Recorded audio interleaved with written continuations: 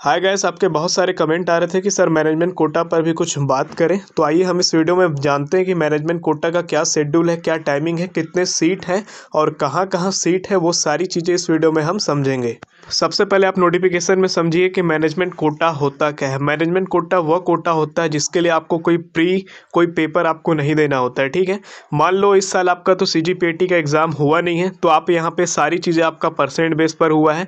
लेकिन अगर सीजीपीएटी का अगर एग्ज़ाम होता तो उस केस में आपका क्या होता, जो सीजीपीएटी का एग्ज़ाम नहीं दे पाया है वो भी यहाँ पे काउंसलिंग करा सकता था। लेकिन इस साल यहाँ पे क्या है, आपका सीजीपीएटी का एग्ज़ाम तो हुआ नहीं है, तो मैनेजमेंट कोटा का भी यहाँ पे क्या है, आपका परसेंटेज बेस पर ही होगा। तो आपको डिफरेंस समझ नहीं आ रहा होगा। ठीक है, लेकिन अगर आपने सीजीपीएटी का अगर आपने एग्ज़ाम दिया होता तो अभी जो डायरेक्ट एडमिशन हुआ आपका सीजीपीएटी वाला थ्रू हुआ था। ठीक है, अब जो आपका आ रहा है मैनेजमेंट कोटा का, इसके लिए आपको अलग से आपका क्या रहता है कि एग्ज़ाम देने का उस टाइम पे ज़रूरत नहीं पड़ता है। ठीक है, जब आपका सीजीपीएटी का एग्ज़ाम होता है, कहने का मतलब क्या है, जो भी चाहे यहाँ पे आके वो एडमिशन ले सकता है। यहाँ पे आप एग्ज़ाम फाइट ही करो, ऐसा कोई ज़रूरी नहीं है।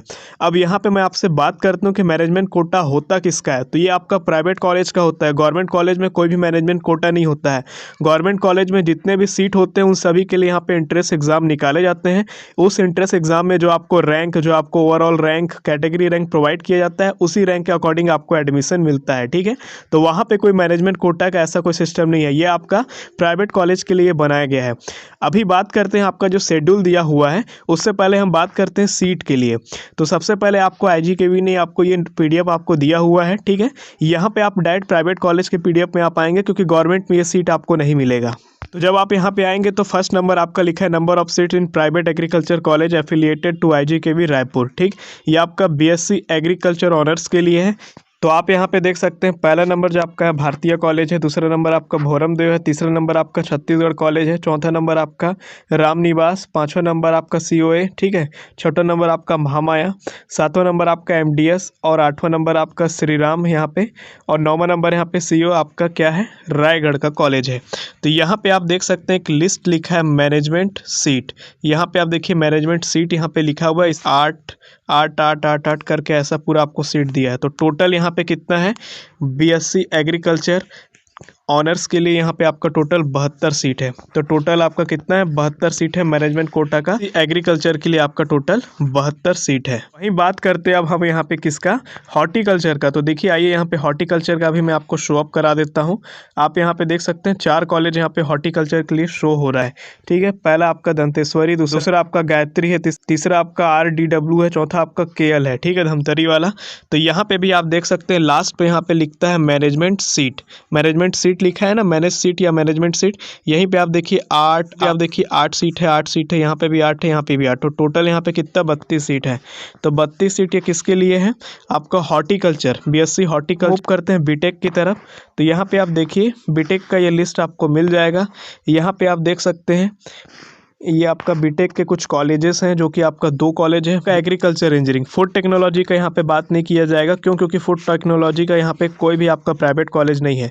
तो यहाँ पे प्राइवेट कॉलेज आपका बीटेक के लिए, यहाँ पे किसके लिए है, आपका एग्रीकल्चर इंजीनियरिंग के लिए 2 कॉलेज यहाँ पे है। ठीक है, इन 2 कॉलेजों में यहाँ पे आप देखिए जूम करके, आपको यहाँ पे कहीं पे भी मेंशन नहीं किया है। ठीक है, यहाँ पे आप देख सकते हैं, यहाँ पे आपका ST/SC OBC तक आया, उसके बाद आपका PH का था, फिर आपका स्पेशल ट्राइब था, उसके बाद नक्सल अफेक्टेड है। ठीक है, यहाँ पे कहीं पे भी एक कॉलम एक्स्ट्रा होता है मैनेजमेंट कोटा का, तो वो नहीं है। तो वो कहने का मतलब क्या है, यहाँ पे एग्रीकल्चर इंजीनियरिंग में आपको यहाँ पे मैनेजमेंट सीट यहाँ पे शो अप नहीं हो रहा है। अगर आपको कहीं से मिल रहा है इन्फॉर्मेशन तो आप हमें ज़रूर बताइएगा, बट यहाँ पे जो ये लिस्ट इन्होंने दिया है इसके अकॉर्डिंग यहाँ पे सीट मैनेजमेंट के पास यहाँ पे नहीं है। उसी तरह अगर आप इसको जूम करके चेक कर लेंगे हॉर्टिकल्चर वाले कॉलेज में, तो आप यहाँ पे देखिए, यहाँ पे आपको मेंशन किया है। यहाँ पे आप जूम करके अगर आप देखेंगे तो मैनेज सीट यहाँ पे लिखा है, जिसका फुल फॉर्म होता है मैनेजमेंट सीट। ठीक है, इसी तरह अगर आप आएंगे, ये आपका हॉर्टिकल्चर का है।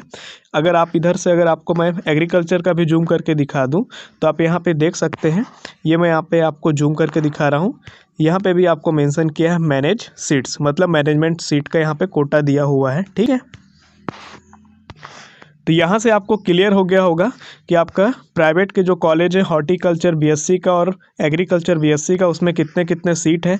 लेकिन एग्रीकल्चर इंजीनियरिंग का यहाँ पे कोई सीट यहाँ पे शो नहीं हो रहा है। तो आपको सीट पता चल गया कहाँ कहाँ कितने कितने सीट है। अब बात करते हैं आपका प्रोसेस क्या है। देखिए यहाँ पे जो 2 नवंबर लिखा है ना, ये आपका पुराना हो चुका है डेटा, लेकिन नया कोई भी अभी नोटिफिकेशन आया नहीं है। शायद आज कल परसों, आजकल में ये आ भी जाएगा, ठीक है, आज भी आ सकता है, ऐसा कुछ ठीक नहीं है, ठीक है। अब यहाँ पे आप देख सकते हैं कि आपका प्रोसेस मैं आपको बता देता हूँ। डेट्स को आप यहाँ पे ध्यान मत दीजिएगा, क्योंकि डेट आपका टेंटेटिव है। ये जो डेट आपको दिया हुआ था इस पर ये चालू नहीं हो पाया है। तो मैं प्रोसेस आपको बता देता हूँ। यहाँ पे आपको क्या करना है, 1000 रुपये का फिर से काउंसलिंग का शुल्क देना है, और उसके साथ साथ आपको क्या है, एक सेमेस्टर का शुल्क आपको 50,000 रुपये जमा करना पड़ेगा, और दस्तावेज आपको वापस से क्या करना है, अपलोड करना होगा, ठीक है। उसके बाद यहाँ पे जिन अभ्यर्थियों का सीट आवंटन नहीं होगा या आवंटित सीट किसी कारणवश निरस्त कर दी जाती है, तो क्या होगा, केवल सेमेस्टर शुल्क जिस अकाउंट से पेमेंट किया गया वो पेमेंट आपको 50,000 रुपये वापस होगा, 1,000 रुपये आपको वापस नहीं होगा। तो पहला पॉइंट आपको यहाँ पे क्लियर हो गया। यहाँ पे आपको क्या करना है, प्रबंधन कोटा की सीटों में प्रवेश हेतु इच्छुक अभ्यर्थी द्वारा ऑनलाइन आवेदन फॉर्म आपको भरना है। फिर से आपको नया फॉर्म भरना पड़ेगा, ठीक है। ऐसे अभ्यर्थी जिन्होंने पूर्व में आवेदन नहीं किया है एवं प्रबंधन कोटा में प्रदेश की अर्हता पूर्ण करते हैं, उन्हें आवेदन करना होगा। तो जो पहले से आवेदन नहीं किए हैं, ठीक है, प्रबंधन कोटा के लिए, और जो यहाँ पे फुलफिल करते हैं वो यहाँ पे फॉर्म को फिलअप करेंगे, ठीक है।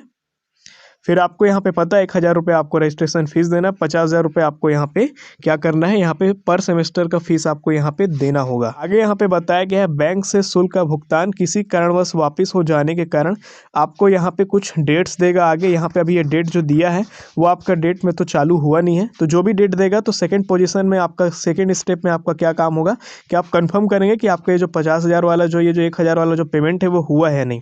तीसरा नंबर पॉइंट अगर आप देखेंगे तो यहाँ पे आपका क्या होगा, डॉक्यूमेंट वेरिफिकेशन आपका होगा, ठीक है। यहाँ पे भी आपको खुद नहीं आना है, ऑनलाइन यहाँ पे वेरिफिकेशन होगा, जो भी आपको डेट्स यहाँ पे देगा वो, क्योंकि ये डेट जो आपको दिया है इस डेट पे अभी तक चालू हुआ नहीं है, तो ये डेट को हम नहीं बोलेंगे कि यही डेट पे आपका होने वाला है।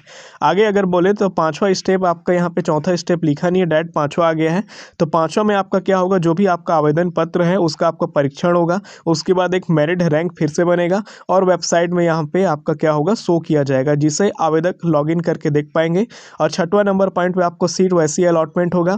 फिर आपका यहाँ पे क्या होगा, स्पॉट काउंसलिंग होगा। अगर कोई भी रिक्त सीट रह जाता है, जो अगर सीट एडमिशन नहीं ले पाते हैं बच्चे, फिर भी अगर रिक्त सीट रहता है तो उसका स्पॉट काउंसलिंग कहने का यहाँ पे बात इन्होंने कहा है। ये है आपका पूरा प्रोसेस। तो यहाँ पे आपका बात ये उठता है कि इतना पैसा दे करके क्या आपको प्राइवेट में मैनेजमेंट कोटा से सीट लेना चाहिए या नहीं लेना चाहिए। तो देखिए, अगर आप अपना साल बर्बाद नहीं करना चाहते हैं और आपके पास उतना पैसे का दिक्कत नहीं, फाइनेंशियल कंडीशन अगर आपका ठीक है, तो आप बिल्कुल यहाँ पे जा सकते हैं, आप बिल्कुल यहाँ पे एडमिशन ले सकते हैं। बट अगर आपके पास इतना पैसा नहीं हो पाता, आप प्राइवेट कॉलेज से नहीं करना चाहते हैं, तो आपके पास एक ऑप्शन ये रहेगा कि आप 6 महीने का और वेट कर लीजिए, क्योंकि 6 महीने के अंतर्गत आपका CGPAT का जो एग्ज़ाम है इस साल 2021 वाला वो आपका हो जाएगा। 20 का तो काफ़ी लेट हो गया, लेकिन 21 का आपका टाइम से होने का पूरा संभावना है। तो उसमें आप वापस से बैठिए, वो उसका तैयारी करिए, ICR लेवल का आप तैयारी करिए, CGPAT तो करिए, ICR लेवल तक का आप तैयारी करिए, जो आपका NTA पेपर लेता है उसके हिसाब से आप तैयारी करिए, ताकि अगर आपका छत्तीसगढ़ के अच्छे कॉलेज ना मिले तो इंडिया के कोई भी टॉप कॉलेज आपको वहाँ पे एडमिशन मिल जाए, ठीक है।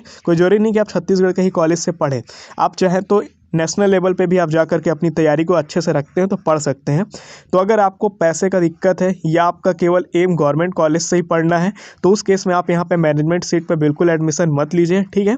लेकिन अगर आपके पास पैसा है, आपको फाइनेंशियल कंडीशन का कोई दिक्कत नहीं है, आप अपना साल बर्बाद नहीं करना चाहते हैं, आप अपना समय को बचाना चाहते हैं, तो आप यहाँ पे कर सकते हैं। तो ये दोनों चॉइस आपके ऊपर छोड़ा जाता है कि आप इस पर अपने कंडीशन को देख करके आप क्या चूज़ करना चाहते हैं। वीडियो अगर आपको थोड़ी सी भी नॉलेजेबल लगी हो तो वीडियो को लाइक, चैनल पर नए हैं तो सब्सक्राइब, और अगर आप हमसे जुड़ना चाहते हैं तो इंस्टाग्राम में आपका स्वागत है। मिलते हैं किसी नए वीडियो में, तब तक के लिए आप अपना ख्याल रखें। तब तक जय हिंद, जय भारत।